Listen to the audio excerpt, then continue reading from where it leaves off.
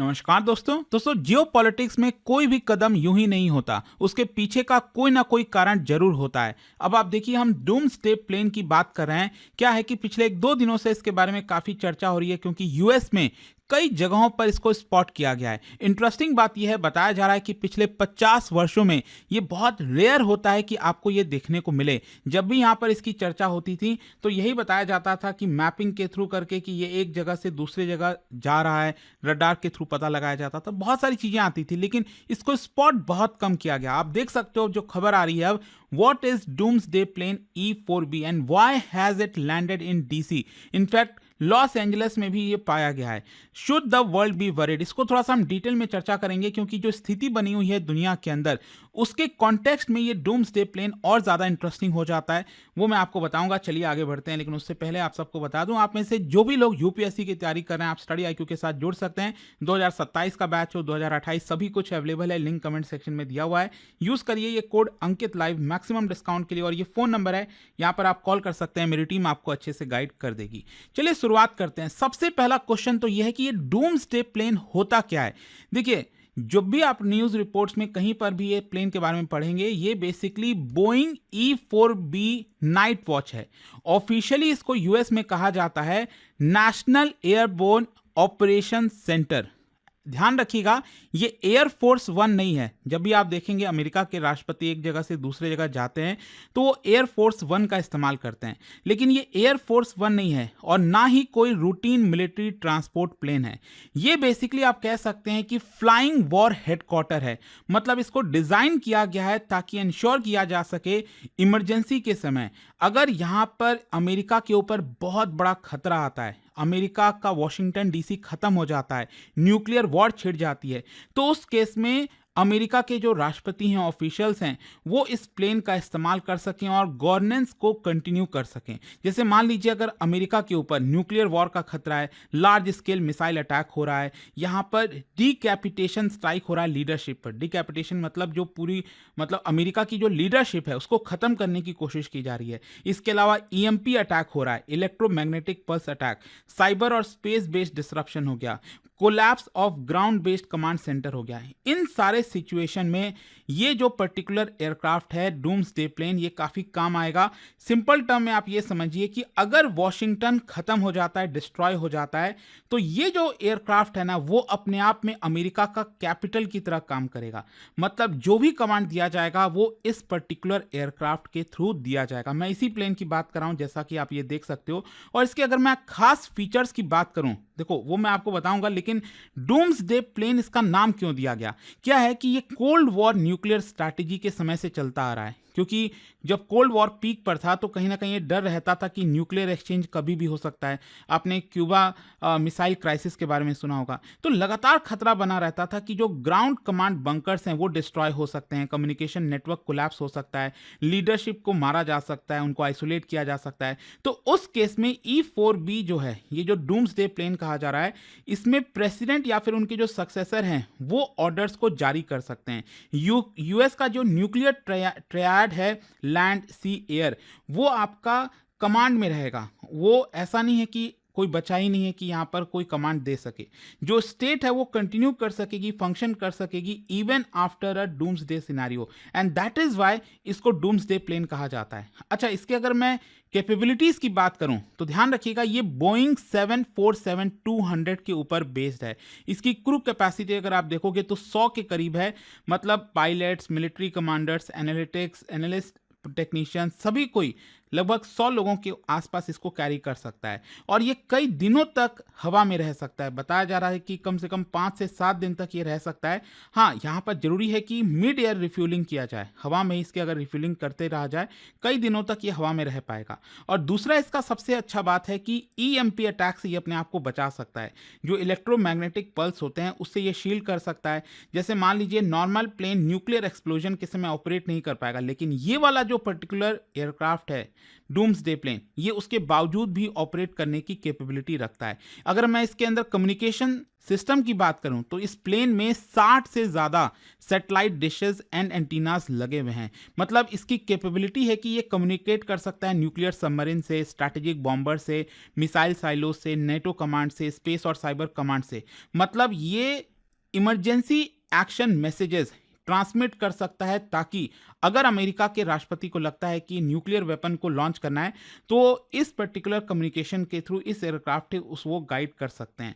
इसके अलावा ये फ्लाइंग पेंटागन भी कहा जाता है, मतलब इस एयरक्राफ्ट में situation room, secure briefing hall, ये सब कुछ, इंटेलिजेंस एनालिसिस सेंटर हो गया, मिलिट्री कमांड डेस्क हो गया, ये सब कुछ आपको देखने को मिलेगा। मतलब इसके अंदर pentagon, white house situation room, nuclear command authority, ये सब कुछ आपको एक एयरक्राफ्ट में देखने को मिलता है। अच्छा, क्वेश्चन यहां पर यह आता है कि इसकी जो रिसेंट साइटिंग की गई है ये कितनी इंपॉर्टेंट है। E4B, let me tell you, ये सिविलियंस के द्वारा कभी देखा ही नहीं जाता। बहुत रेयर होगा कि सिविलियंस इसको देख पाएं, स्पेशली सिविलियन एयरपोर्ट्स पर इसको लाया ही नहीं जाता। लेकिन अभी रिसेंटली हुआ क्या है कि वॉशिंगटन डीसी में इसको स्पॉट किया गया और उसके बाद ये लॉस एंजलिस जो इंटरनेशनल एयरपोर्ट है वहां पर भी लैंड हुआ, जो कि अपने आप में एक सिविलियन एयरपोर्ट है।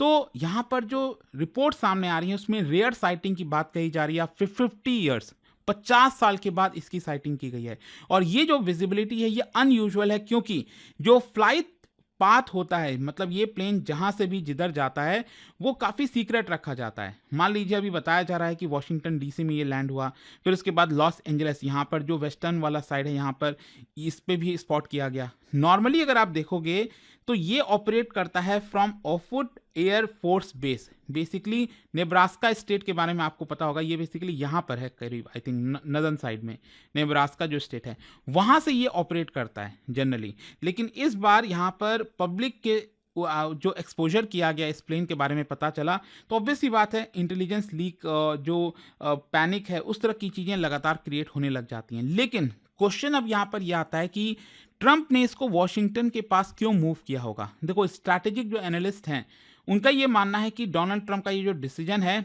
वो कहीं ना कहीं मल्टी लेयर्स में आपको देखने को मिलेगा। मतलब एक तो ये है कि जो गवर्नमेंट की कंटिन्यूटी है उसको ये बरकरार रखना चाहते होंगे। मतलब मान लो अगर अचानक से ग्लोबल मिलिट्री एस्केलेशन होता है, कोई स्ट्रैटेजिक अनसर्टिनिटी आ जाती है, अचानक से कोई थ्रेट आ गया कि कोई रशिया ने मिसाइल फायर कर दिया ट्रंप की तरफ, कुछ भी अगर ऐसा हो गया, तो ये जो एयरक्राफ्ट है अगर वो वॉशिंगटन के नज़दीक रहेगा तो डोनाल्ड ट्रंप उस पर तुरंत चढ़ सकेंगे।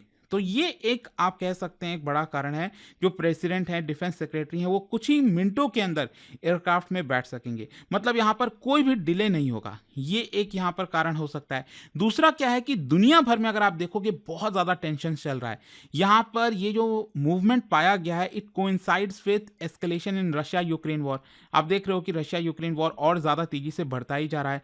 मिडिल ईस्ट में इंस्टेबिलिटी बढ़ रही है, ईरान में कन्फ्रंटेशन चल रहा है, वेनेजुएला का हाल आपने देखा ही, ग्लोबल हाइपरसोनिक मिसाइल डिप्लॉय किए गए। अभी रिसेंटली मैंने वीडियो भी बनाया था, आपको बताया था कि कैसे रशिया ने जो अपना न्यूक्लियर केपेबल मिसाइल है, हाइपरसोनिक मिसाइल जिसकी स्पीड साउंड के 10 गुना ज़्यादा है, 10 मैक, वो वाले स्पीड जो हाइपरसोनिक मिसाइल है, न्यूक्लियर मिसाइल, वो इन्होंने यूक्रेन पर लॉन्च कर दिया। और यूक्रेन ही नहीं, जो नेटो की कंट्री है पोलैंड, उसके बॉर्डर के नज़दीक इसको लॉन्च किया गया है। मतलब E4B का जो मूवमेंट है ये इंडिकेट क्या करता है, ये स्ट्रैटेजिक अलर्टनेस इंडिकेट कर रहा है, ये पैनिक इंडिकेट नहीं करता। अच्छा, क्वेश्चन ये है कि ये इमिनेंट वॉर का साइन है क्या कोई बड़ा वॉर होने वाला है? देखो, अभी के लिए तो नहीं है, लेकिन हाँ, अमेरिका कहीं ना कहीं विजिबल प्रिपेयर्डनेस की डॉक्ट्रिन फॉलो कर रहा है। कहने का मतलब यह है कि यहाँ पर अपने एडवर्सरीज को दिखाने की कोशिश कर रहा है डिटरेंस के लिए। मतलब कोई भी मिस कैलकुलेशन ना करे, कोई भी एनिमी जो कंट्री है वो ये ना सोचे कि अमेरिका हल्का पड़ रहा है, अपने अलाइज को रीअश्योर करने की कोशिश की जा रही है। ये जो मूवमेंट है ये दिखाता है कि ये रूटीन स्ट्रैटेजिक रीपोजिशनिंग है, ड्रिल कहीं ना कहीं किया जा रहा है, हाई लेवल ऑफिशियल ट्रांसपोर्ट या तो हो रहा होगा, कंटिन्यूटी और की जो कैपेबिलिटी है उसको डेमोन्स्ट्रेट करने की कोशिश की जा रही है। मतलब यहाँ पर कोई इमरजेंसी सिचुएशन नहीं है, लेकिन हाँ, कोई ना कोई एक संकेत देने की कोशिश हो रही है। मैंने आपको बताया ना स्टार्टिंग में ही कि जियोपॉलिटिक्स में कुछ भी होता है ना, ऐसे ही नहीं होता। क्या अमेरिका को नहीं पता होगा कि वो सिविलियन एयरक्राफ्ट पर ये एयरपोर्ट पर अगर ये प्लेन लैंड कराएगा तो लोगों को पता नहीं चलेगा? बिल्कुल पता चलेगा, लेकिन वो जानबूझकर ये दिखाने की कोशिश की जाती है। अच्छा, ये लॉस एंजलिस एयरपोर्ट पर क्यों लैंड किया गया, ये भी क्रूशल हो सकता है रिफ्यूलिंग के लिए, मेंटेनेंस के लिए, ट्रांसपोर्ट, सीनियर लीडरशिप को एक जगह से दूसरी जगह ले जाने के लिए, ऑपरेशनल जो फ्लेक्सिबिलिटी ड्रिल है वो शायद हो रहा होगा, और डेमोन्स्ट्रेट करने की कोशिश की जा रही होगी कि ये प्लेन कहीं से भी ऑपरेट कर सकता है अमेरिका के अंदर। और स्ट्रैटेजिकली ये बताता है कि जो यूएस गवर्नमेंट है they can operate from any place under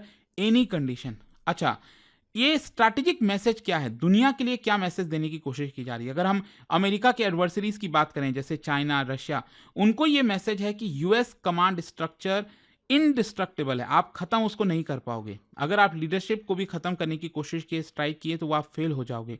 nuclear deterrence जो है वो हमारा क्रेडिबल है, बना रहेगा। वहीं यूएस के जो अलाइज हैं, यूरोपियन कंट्रीज हो गए, तो उनको एक प्रकार से गारंटी देने की कोशिश की जा रही है। नेटो का जो कमांड है वो कोलैप्स नहीं होगा, ऐसा यहाँ पर बोला जा रहा है। और जो उनकी डोमेस्टिक ऑडियंस है ना ट्रम्प की अमेरिका के अंदर, उनको भी प्रिपेयर्डनेस की तरफ इशारा किया जा रहा है विदाउट पब्लिक अलार्म। तो ये अभी आपको देखने को मिलेगा, बट आई होप कि पिछले 1-2 दिनों से डूम्सडे प्लेन की जो चर्चा हो रही थी उसके बारे में आपको पता चल गया होगा। और जाने से पहले एक बहुत इंटरेस्टिंग क्वेश्चन, क्या बता सकते हो यूएस की जो न्यूक्लियर पॉलिसी है वो कौन से डॉक्ट्रिन को फॉलो करती है? इनमें से कौन सा डॉक्ट्रिन है वो सही डिस्क्राइब करता है यूएस की न्यूक्लियर पॉलिसी? और इसका राइट आंसर आप सब जानते हैं, मेरे इंस्टाग्राम पर तो मिलेगा ही, वहां पर अगर आप नहीं हो कोई बात नहीं, टेलीग्राम से ले सकते हैं इसका सही उत्तर। और दोस्तों, जैसा मैंने आपको बताया, अगर आप यूपीएससी की तैयारी कर रहे हैं, कोई भी बैच चाहते हैं, आपको बस यूज करना है ये कोड अंकित लाइव मैक्सिमम डिस्काउंट के लिए।